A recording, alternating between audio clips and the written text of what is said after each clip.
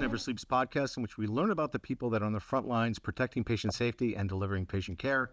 I'm Ed Gaudette, the host of our program, and today I am pleased to be joined by Carrie Nixon of the Nixon Law Group. Yes. Hi. It's so good to see you again. I had a know. great time with our conversation at Health. Yeah, and it was a brief conversation, but so I thought we could do this. Sure. Let's do it. Fun. Hopefully, it'll be fun. It better be fun. You promised me it would be. I did. So this is the first question should be easy. You should be able to nail this one. Share with listeners a little bit about your current role and your organization. Yeah, so as you mentioned, I am the managing partner of Nixon Law Group. I founded the firm in 2010 with a focus on healthcare. And in 2016, we narrowed our focus even further to focus on healthcare innovation and digital health companies. And so we serve all kinds of clients in that space, and it's really fun.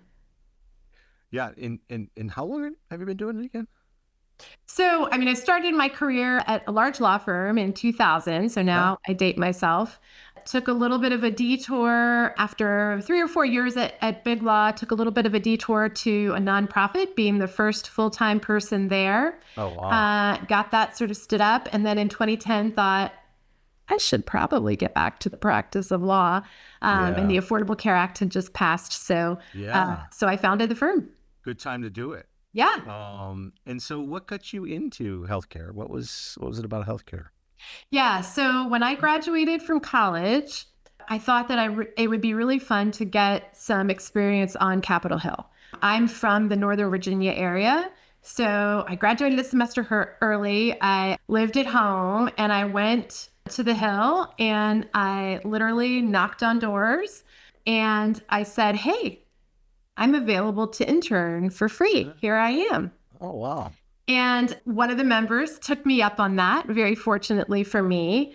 And so I spent, a chunk of time interning for her and kind of learning the ropes and being, a legislative correspondent that responded to various issues that came in.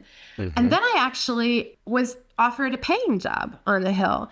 And it was with actually the House caucus. So that was a leadership office, which was an amazing experience. And I ended up being put in a position which really I probably had no business being put in, which was assistant policy director. Oh, wow. And as part of my responsibilities there, I was responsible for sort of running the member task forces on particular policy areas. Oh. Healthcare was one of those areas. And the Children's Health Insurance Program was winding its way through Congress. And I thought, oh my gosh, this is kind of interesting. I like this, right? I had always planned to go to law school. So, after a couple of years on the Hill, went ahead. I had deferred admission to law school to do that job and went ahead to law school. And when I graduated, was offered a role in health law. So that's how I got my start. Oh, wow. Interesting. Where did you go to law school? Did you stay I went to UVA Law. Yeah, yep. Nice. Yeah. Great place to be in Charlottesville. Yeah. God's country. For sure. The South is so awesome. I live in Boston, so it's very different. Yeah, a little bit different, but it's a lot different. Yeah, true. Yeah, I had a company down in Richmond, Virginia. So Midlothian, if you know the Midlothian Turnpike. I do. Yeah. Yep. Yeah, good people down there. For sure. Yeah, good people in Boston too. But so I was there recently. I loved it. Yeah, it's just different vibe. So as you think about the next couple of years, what's top of mind for strategic initiatives? What are some of the things you're focused on? Yeah.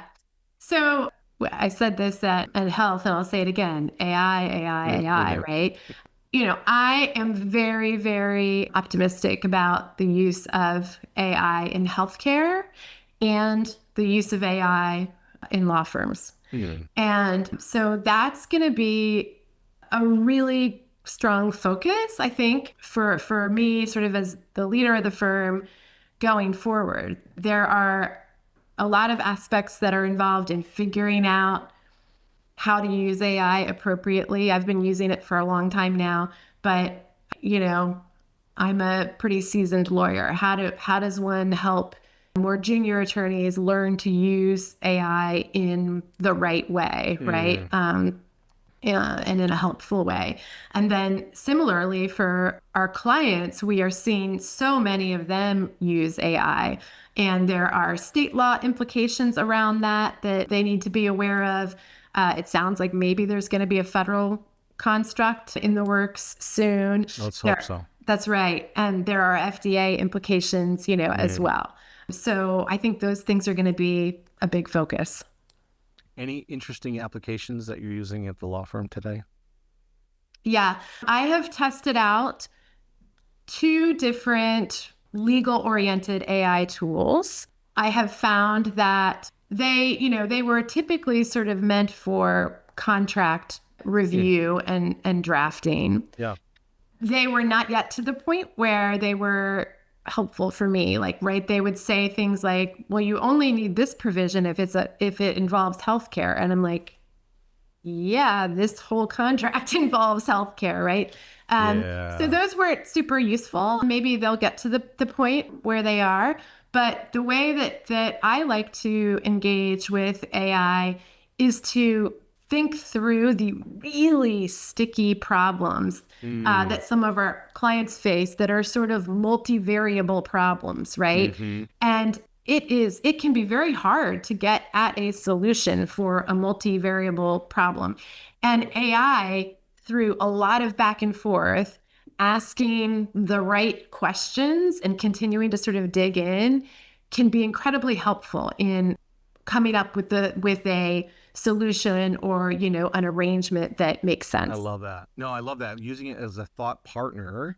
Yes. Versus a replacement for some type of event or activity or whatever or otherwise. Absolutely. Absolutely. Like, we're not gonna be in the business of just sort of like typing something in and saying, churn it out, AI. It really is that thought partnership. No agent prosecutors in our future. Right.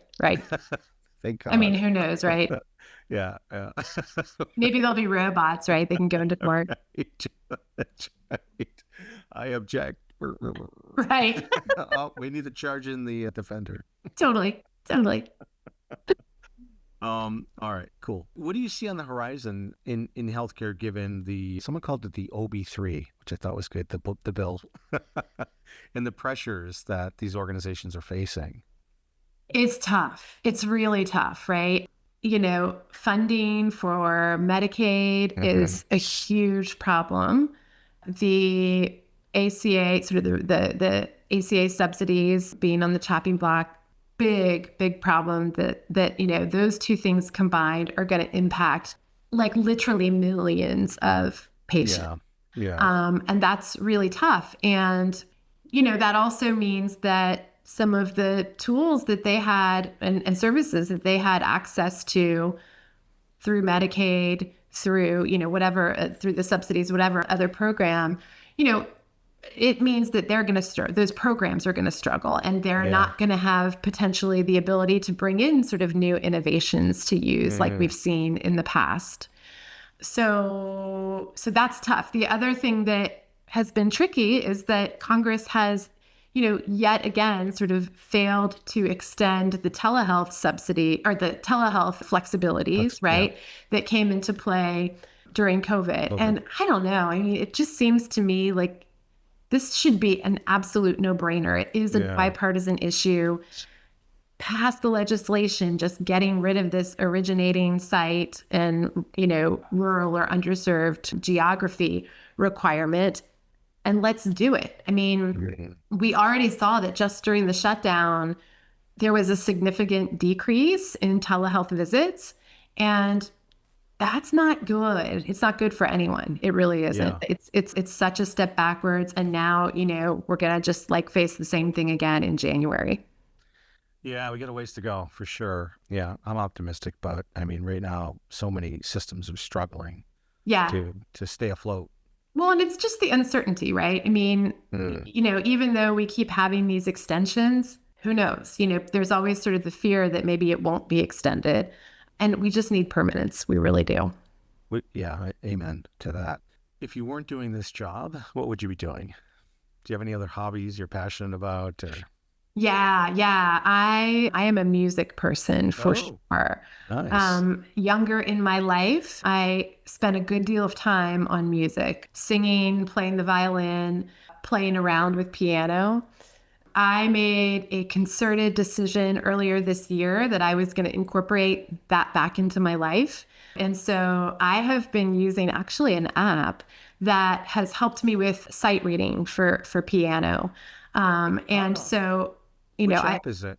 it's called Simply Piano. Oh, I think my daughter uses that one. Yeah, Yeah, I think it's yeah, pretty popular, and yeah. I have Simply Guitar too, and so on. Oh, simply. Um, Oh, cool. I'll say Simply Guitar does not work as well. It doesn't pick up the sounds from the guitar Oh, okay. as Guitar's readily. so hard. It is. It's hard. Oh, Like, yeah, I was I trying. don't.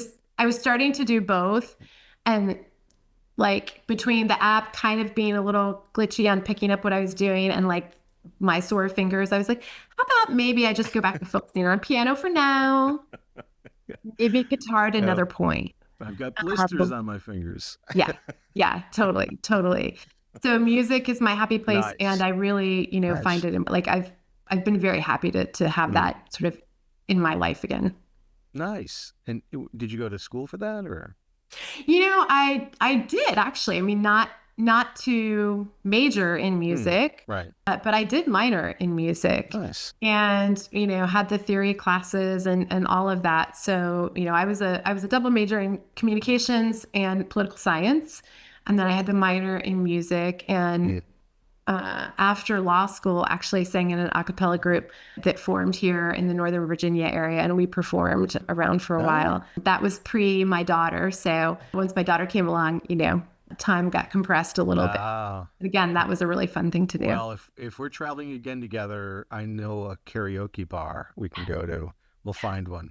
Excellent. What's your Excellent. what's your go-to? Do you have a go-to karaoke song? Yeah, it's Sweet Child of Mine. What? Totally, totally. It Guns acts. N' Roses. Yes, Guns N' Roses for sure. Yeah, that's a Nice. that's a favorite of mine. Like I love that song, Wow, and that's high um, range. You meh. that's It, I mean, for well, guys, we're not. maybe Yeah, I'm for not. guys, maybe, but not for me. Oh, Yeah. yeah. But it's actually the song that my husband and I sort of met over. Oh, And yeah, we were at Peyote Cafe, which existed then in DC. And like this was, sort of a random group of a bunch of attorneys yeah. going on a Friday night, for a happy hour and that kind of thing. And so I don't know. I mean, like I didn't know him or anything, and I got up on stage and sang "Sweet Child of Mine," and he apparently, according to him, called his friend in California and was like, "I've met the woman I'm going to marry." I love that story. I That did is not know so that. I didn't know great. that until I did quite a not while see later. this coming, folks. Yeah. That's so great. What When can I say? it happens. What are you gonna do? It's I know. love. Like, I know. it's Slash. Totally. Slash To- and I have the same birth dates. No Day, way. month, day, year. Yeah, yeah. Okay, so Oh, you're basically you're basically the same on person. different coasts. Yeah, pretty much, pretty much. Okay. Brother from another mother, I think, is what they say, or something. I don't That's know. right. Whatever. I probably just offended somebody. I don't know. But I love that story. Okay, Guns N' Roses. All right. Yeah, so we won't be doing a duet. I like your song by Elton John. Do you know that song? Okay, yeah. Yeah. It's a Yeah. little more in my range. Yeah. Yeah. Range is important. Yeah, for sure. Range, tone, Otherwise, tone, and pitch. Like if you can't hit the notes, it's not really a great it's karaoke not lyric. good. It's not The good. pitch, especially. Like if you're off pitch, I get off. Yeah. Get off stage. The best thing is those karaoke machines that allow you to change the key, right? Yes. Yes. If you know how to do that, because it could also be a disaster if you don't know how to Totally, totally. so, I will also say that, Vegas, where we met at yeah. Health, Yeah. has some amazing karaoke places. They do. Yes, it's possible that I may have landed there with Yeah. a big client of ours The like one in several the years ago. Venetian? No, I don't think Oh, it was in the Venetian. No, okay. Oh. it was Is there video of this? none that will be revealed. None that will be revealed Well, to your. Hims this year is at Vegas, so there's that. I can only do Vegas once a year at a maximum. Will you be at Vive? I think so. I Yeah. think so. Yeah. That's in LA. Yes. it would be easier if it were in Nashville for me. I know. But we'll see. We'll see how it shakes out. My firm will be there. I don't know if I personally will be there or not. I'll let you know. Now, did you call it was it the Peyote Cafe? Peyote Cafe, yeah. Yeah. Where was that? In Adams Morgan. Okay. That's what I thought. So have you ever been to the Jack Rose Saloon? No. Oh, it's right. It's close by. I mean, maybe yeah. I have. I don't know. This was years ago. It has, so it's known for its selection of bourbons and scotches.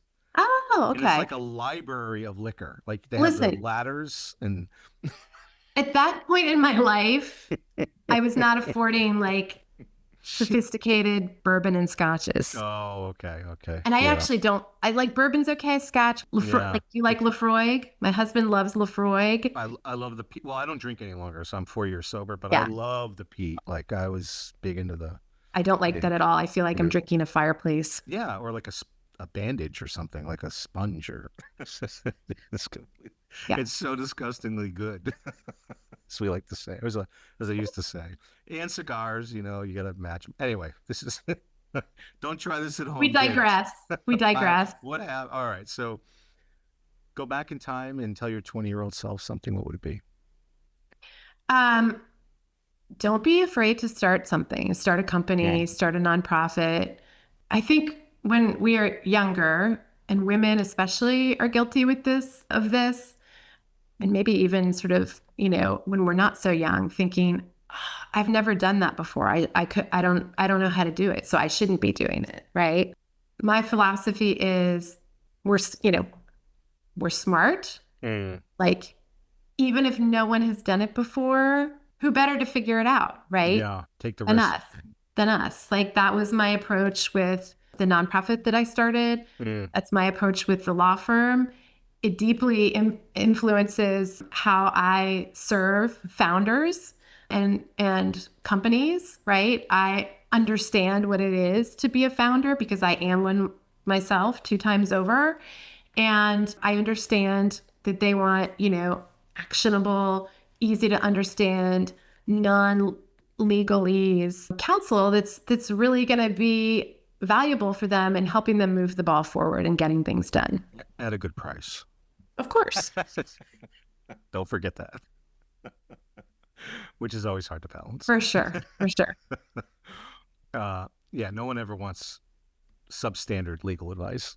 Yeah. I mean, like, we are not the cheapest law firm that you will find out there. We are also by far not, like, we are in no way Wilson Sonsini or the most, we're in no way big law, right? yeah.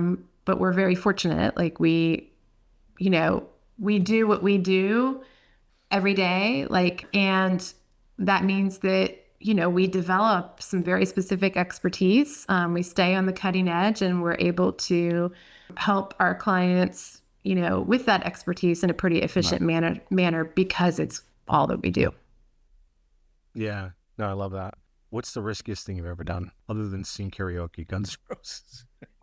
Yeah. So when I look back, I think it was hiking Angel's Landing in Zion. Zion. Yeah. Yeah. When I graduated from law school, my college girlfriends and I went on a trip and we did a bunch of the national parks. Yeah. Bryce. And did Bryce, amazing, Arches, Canyonlands, all of that, Oh, wow. Grand Canyon. And that hike on Bryce, I don't have a fear of heights, really. I do have a fear of spiders, and it was tarantula mating season. So there were some tarantulas on the path that were the size of the bus that was taking us to the launching place for the hike stopped because there were 2 tarantulas in the road. So that's how big they were, right? Like, the bus stops for them. Wow. So for me, that was anxiety provoking. But as I said, like, I don't really have a fear of heights, but like there is a point at that hike. If you've done it, you know what I'm talking about. You're on a ledge like this, and there's like a chain that you're holding onto, and it's just a drop. And like, whenever I look back at that, I'm like, oh, I don't think I would do that again. I wouldn't. Yeah. That's a good answer. All right. As you think about students that are coming into the workforce, what advice would you give them? that want to either get into law or healthcare or IT or? First, I always tell undergrads that come to me for advice about like going whether or not to go to law school. I say, do not go to law school just because you don't know what else to do. That's a very bad reason to go to law school. Yeah. If you think you know what you're going to do and you really know you want to be there, great, but don't do it just for that reason alone. I always encourage people to get a little bit of real life experience in the workforce before doing something like law school. For my daughter who is in college now, I'm encouraging her to use AI, right? Know how to use it, know how to use it to add value to whatever it is that you're doing. Because, I think that those who, especially like sort of the young people, like I think those that know how to use AI effectively in whatever context it is, whether it's, designing visuals or whether it's, writing or journalism or whatever, I think, they're going to need to know how to do that. So that's what I would encourage. Yeah. Use it as a tool, not as a replacement, and learn how to make it part of your, your overall process, give it your voice. You can give it your voice. Actually, you can train it on your voice. You should give it your voice for sure. Yeah, which is cool, right? Yeah. You can include your writing in there and it'll learn how you write. And so, 100%. effectively it becomes a clone, if you will, of you to help you speed up things. Yeah. And think through things, like you said earlier, which I think and I don't think people think about it that way. I think they think it's going to be like, oh, it's going to replace, and it may, who knows? Who knows? There are certain things that it will replace for sure. I think that doctors that refuse to use AI are going to be eliminated at some point, by doctors who do. Same thing for lawyers, same thing for many, Yeah. I don't know, embrace it. Embrace it, exactly. Be aware of its flaws, right? For sure. Be aware of those things, but embrace it. Yeah. Yeah. Excellent. Well, it's been really a pleasure to do this. I know we were at Health together, and hopefully we'll be at Vive or maybe HIMSS if you're going to get it back out to Vegas. Yeah. We could share a stage at the karaoke. Totally. Well, look, I'll share a stage on the karaoke with you anytime, but we'll see. We'll see. Yeah. Hopefully I'll see you at Vive for sure. Thank you, Carrie Nixon. This is Ed Gaudet from the Risk Never Sleeps podcast. If you're on the front lines protecting patient safety and delivering patient care, remember to stay vigilant because risk never sleeps.